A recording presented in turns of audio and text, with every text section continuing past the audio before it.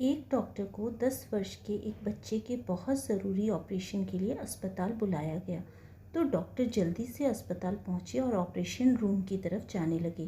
तभी वहां पर खड़े उस लड़के के पिता बहुत चिंतित थे और वो बहुत देर से डॉक्टर का इंतज़ार कर रहे थे। जैसे ही उस बच्चे के पिता ने डॉक्टर को देखा तो वो बोले, डॉक्टर साहब, आपने आने में इतनी देर क्यों कर दी? क्या आपको पता नहीं कि मेरे बेटे की स्थिति कितनी नाजुक है? आप लोग इतने ज़्यादा गैर जिम्मेदार कैसे हो सकते हैं? डॉक्टर ने कहा, मुझे माफ़ कर दीजिए, मैं अस्पताल में नहीं था और जैसे ही मुझे फ़ोन आया मैंने जल्द से जल्द अस्पताल पहुंचने की कोशिश की है। कृपया आप शांत हो जाइए ताकि मैं आपके बेटे का इलाज कर सकूं। लड़के के पिता ने कहा, शांत हो जाऊं? क्या आपका बेटा यहाँ लेटा होता और मौत से लड़ रहा होता तो आप शांत हो जाते? डॉक्टर ने कहा, मिट्टी से हम आए थे और हमें मिट्टी में ही मिल जाना है। हम डॉक्टर किसी के भी जीवन को लंबा नहीं कर सकते।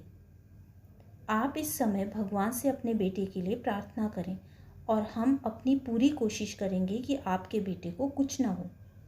लड़के के पिता ने मन ही मन कहा, जब तक आप उस परिस्थिति से न गुजरे हों तब तक उसके बारे में उपदेश देना आसान है। कुछ घंटों के ऑपरेशन के बाद डॉक्टर बाहर आए और लड़के के पिता को कहा, भगवान का शुक्र है, आपका बेटा अब सुरक्षित है। आपको कुछ भी पूछना हो तो कृपया नर्स से पूछ लीजिएगा। इतना कहकर डॉक्टर जल्दी से वहाँ से चले गए। लड़के के पिता ने पास में खड़ी नर्स से कहा, कितने घमंडी डॉक्टर हैं, क्या वो कुछ मिनटों के लिए नहीं रुक सकते थे? मुझे मेरे बेटे की स्थिति के बारे में उनसे जानना था।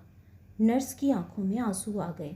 फिर उसने कहा, कल डॉक्टर के बेटे का निधन हो गया था। जब हमने आपके बेटे के ऑपरेशन के लिए फ़ोन किया था तो वो अपने बेटे के अंतिम संस्कार को बीच में ही छोड़कर ऑपरेशन करने आए थे। अब लौटकर वो अपने बेटे के अंतिम संस्कार के कार्य को पूरा करेंगे। बिना किसी व्यक्ति को पूर्ण रूप से जाने अपनी राय उस व्यक्ति के बारे में बना लेना कोई समझदारी नहीं है, क्योंकि उस राय के गलत होने की संभावना अधिक होती है। क्योंकि हर व्यक्ति की अपनी कहानी होती है और हम उनके जीवन की परिस्थितियों के बारे में नहीं जानते हैं, इसलिए किसी के व्यवहार के बारे में हमें निर्णय लेने का कोई अधिकार नहीं है। तो दोस्तों, उम्मीद है आपको आज की ये कहानी पसंद आई होगी। कहानी पसंद आई हो तो वीडियो को लाइक करें, चैनल को सब्सक्राइब करें ताकि आने वाली कहानियाँ आप तक पहुँचती रहें। Thank you friends.